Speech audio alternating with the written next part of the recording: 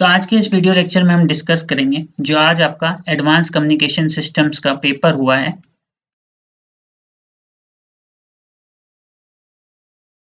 Advance communication system का जो आज आपका पेपर हुआ है,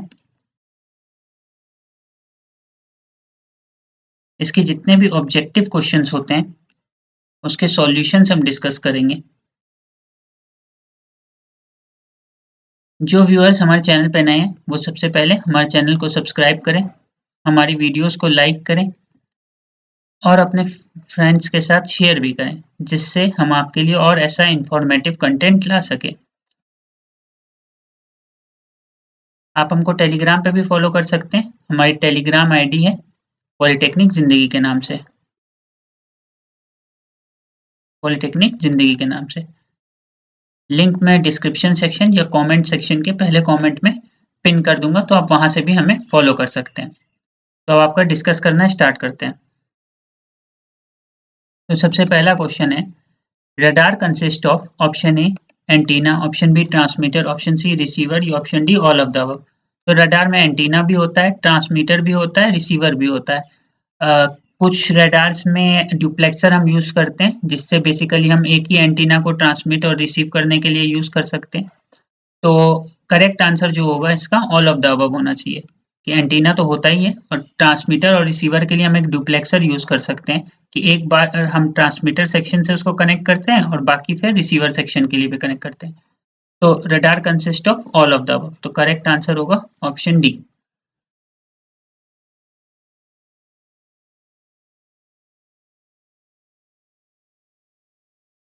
radio waves have dash frequency then microwave. तो अगर आप ईएम इलेक्ट्रोमैग्नेटिक स्पेक्ट्रम देखोगे या आप गूगल भी करोगे तो आपको दिख जाएगा इलेक्ट्रोमैग्नेटिक स्पेक्ट्रम। तो उसमें आप देखोगे कि रेडियो वेव्स पहले आएगा, उसके बाद आता है फिर आपका माइक्रोवेव्स। माइक्रोवेव्स आप देख भी सकते हो गूगल करके, इलेक्ट्रोमैग्नेटिक स्पेक्ट्रम पहले आएगा रेडियो वेव्स, फिर आता है आपका माइक्रोवेव्स। तो लिखा है radio waves has dash frequency then microwave, क्योंकि रेडियो वेव्स पहले आ रहा है और माइक्रोवेव्स बाद में आ रहा है, तो माइक्रोवेव फ्रीक्वेंसी वैसे भी ज्यादा होगी रेडियो वेव से। तो इसका जो करेक्ट आंसर होना चाहिए, अब पूछा लेकिन क्या है, रेडियो वेव्स की पूछा है, तो radio wave have smaller frequency then microwave.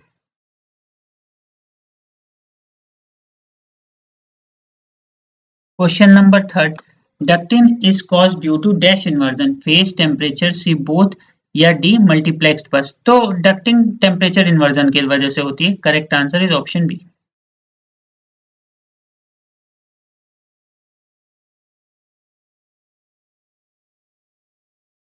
Question number four, in AM wave if A max equals to 60, A min equals to 40, then modulation index is. तो इसका फॉर्मूला होता है modulation index equals to A max minus A min upon A max plus A मिन।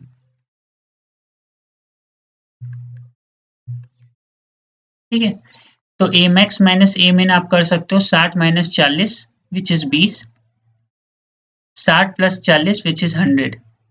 तो 1 upon ये ऐसे cut जाएगा, correct answer आएगा 0.2। तो करेक्ट आंसर होना चाहिए आपका option B.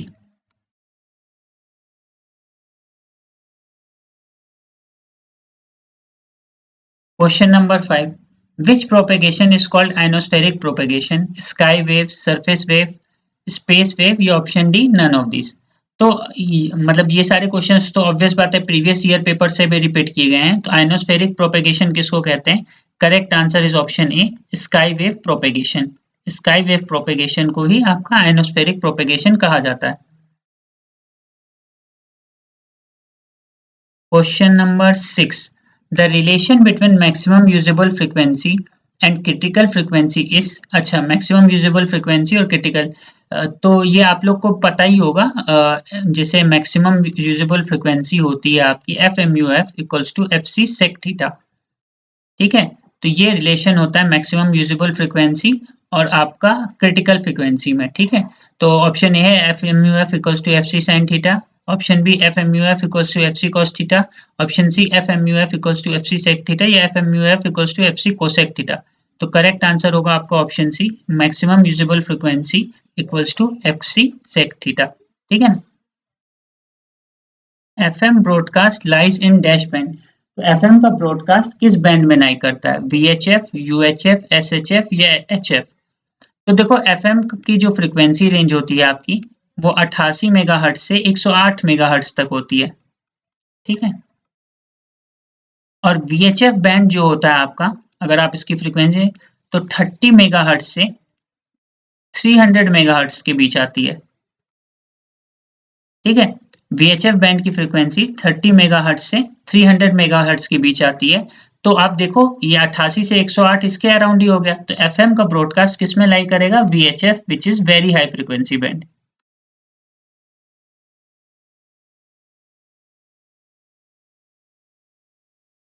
Question number 8, which of the following is an example of external noise, atmospheric, cosmic, short या D both A and B. तो करेक्ट आंसर होगा आपका option D both A and B, क्योंकि atmospheric भी होता है आपका, cosmic भी एक्सटर्नल नॉइज का ही एग्जांपल होता है। Correct answer is option D.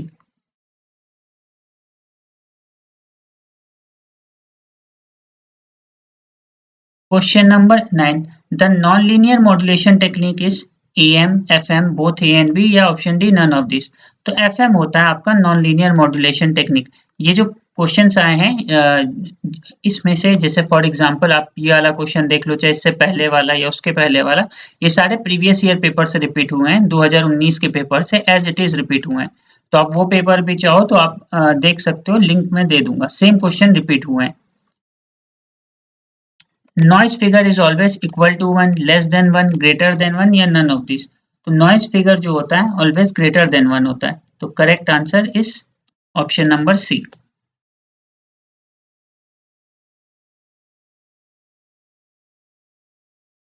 Question number 11, PIN diode is used for option A optical source, option B optical detector, option C both A and B या option D none of this. तो PIN diode use होता है आपका optical, देखो question number 11 का था कि pin diode को हम यूज कैसे करते हैं, तो ऑप्टिकल डिटेक्टर की तरह से यूज करते हैं। तो करेक्ट आंसर होगा आपको option number B.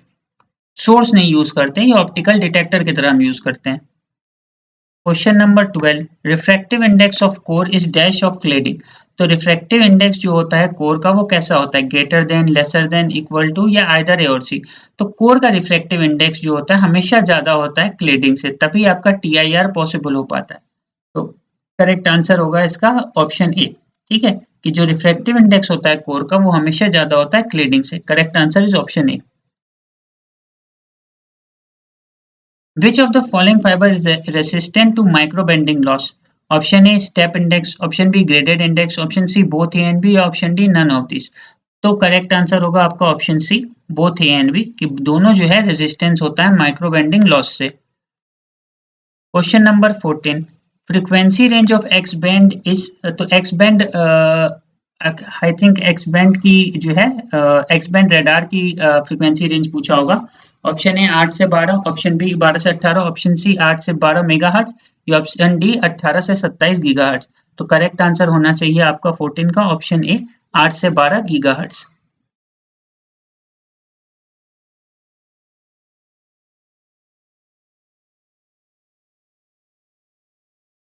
Oscillator used in the MTI radar are STALO, होहो, मतलब स्टेबल आपका कोहेरेंट ऑसिलेटर या stable oscillator, yes option C both A and B या आपका नन ऑफ द अबव। तो दोनों यूज होते हैं एमटीआई रडार में, कोहो भी और स्टेलो भी। तो करेक्ट आंसर क्या होगा आपका ऑप्शन नंबर सी।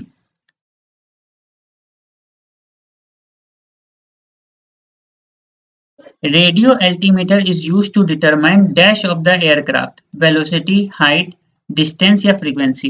तो रेडियो एल्टीमीटर से जो है हम क्या डिटरमाइन करते हैं एयरक्राफ्ट का, ठीक है।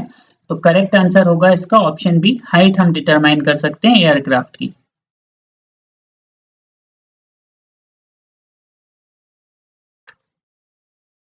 Question number 17, entropy has a unit of. तो देखो इंट्रोपी की जो यूनिट होती है ना बिट्स पर सिंबल होती है। अब ये क्वेश्चन मैंने कल भी आप लोग को प्रीवियस ईयर पेपर में डिस्कस किया था कि क्या यूनिट होती है, बट बहुत बच्चे बोल रहे थे कि इंफॉर्मेशन रेट जो होती है आपका आर, उसकी यूनिट होती है। तो देखो इंफॉर्मेशन रेट होता है एच इंटू आर, ठीक है ना। एच की जो यूनिट होती है एंट्रोपी होती है which is bits per symbol, और आर होता है आपका सिंबल रेट, जो कि होता है सिंबल पर सेकेंड में। तो जो इसकी यूनिट होगी वो क्या होगी, इंफॉर्मेशन रेट की बिट्स पर सेकेंड। और बहुत बच्चों का ये भी कहना था कि एंट्रोपी यूनिटलेस होती है, वो भी गलत बात है। एंट्रोपी जो होती है एवरेज इंफॉर्मेशन होती है, और एवरेज इंफॉर्मेशन तो इसकी जो यूनिट आती है वो बिट्स पर सिंबल आती है। तो ऑप्शन ए है बिट, ऑप्शन बी है bit per second, option C है बिट्स पर सिंबल, या ऑप्शन डी है bit into symbol. Correct answer is option number C. तो ये चीज ध्यान रखना, इसमें कंफ्यूज मत हो जाना आप लोग।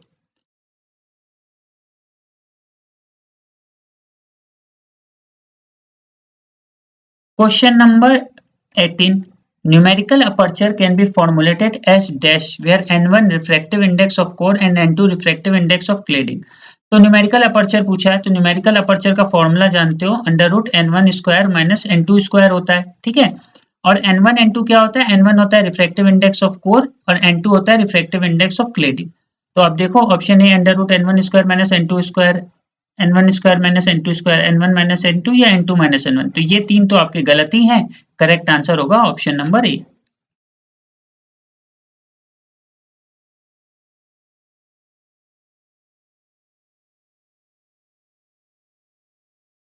इसको मैं इरेज कर दे रहा हूँ। Question number 19, dash wave propagation is also known as LOS propagation, मतलब लाइन ऑफ साइट प्रोपेगेशन किसको कहते हैं, space wave, sky wave, surface wave या नन ऑफ दिस। तो सरफेस वेव तो हो गया ग्राउंड वेव, स्काई वेव हो गया आइनोस्फेरिक, तो बचा कौन सा आपका स्पेस वेव कम्युनिकेशन। तो स्पेस वेव को ही हम लोग लाइन ऑफ साइट कम्युनिकेशन भी कहते हैं। Question number 20, display of pulse radar are. अब देखो जो पल्स रडार होता है ना, उसका जो यूज हम लोग करते हैं वो CRT यूज करते हैं, कैथोड रे ट्यूब यूज करते हैं डिस्प्ले ऑफ पल्स रडार में। तो अब है तो जो ऑप्शन है, ए स्कोप है, PPI है, सी बोथ है, and B and none of this. तो करेक्ट आंसर तो इसका ऐसा बनता है option D, none of this. लेकिन बहुत सारे रडार में हम लोग PPI भी यूज करते हैं। तो ये थोड़ा क्वेश्चन, अब ऑप्शन तो में तो है नहीं CRT, तो मैं जो करेक्ट आंसर है वो CRT बोलूंगा। आप इसको चेक भी करोगे कहीं किसी भी सोर्स पे या बुक्स में भी। तो जो पल्स रेडार का जो आपका डिस्प्ले होता है वो CRT, कैथोड रे ट्यूब हम लोग ज्यादातर यूज करते हैं, ठीक है। लेकिन मोस्ट ऑफ द रेडार में जो हम डिस्प्ले यूज करते हैं वो आपका PPI होता है। तो ध्यान रखना, क्योंकि पल्स रेडार की बात पूछी हो और बेसिक पल्स रेडार की अगर यहाँ बात कर रहा है, तो करेक्ट आंसर ऑप्शन डी होना चाहिए। तो ये आपके 20 ऑब्जेक्टिव क्वेश्चंस मैंने डिस्कस कर दिए। अगर किसी को किसी क्वेश्चन में डाउट है तो आप कमेंट सेक्शन में पूछ सकते हैं। आप अपना 20 आउट ऑफ 20 स्कोर भी बता सकते हैं कि आपके कितने सही हुए।